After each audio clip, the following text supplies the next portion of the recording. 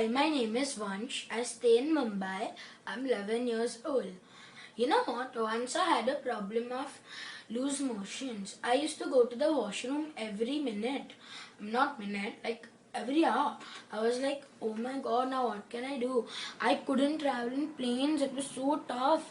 Every time I had to go to the loo. On the airport, every time I had to go to the loo. At least thrice I had to go to the loo. Like before leaving for somewhere, I had to go to the loo.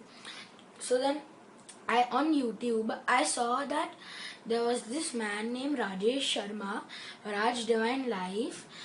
I told my mom to contact him, and my mom told him the problem that I have loose motions.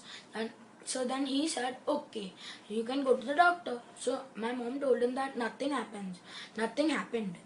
Then we went to the doctor. I took Lomotil. Then nothing happened. Lomotil is a dawai. So then nothing happened. My mom told him everything. Then he told, okay, I will do dharan, meaning I will cut his cord. So at least 3-4 times he cut my cord, like every day or something. So every one day leaving and all.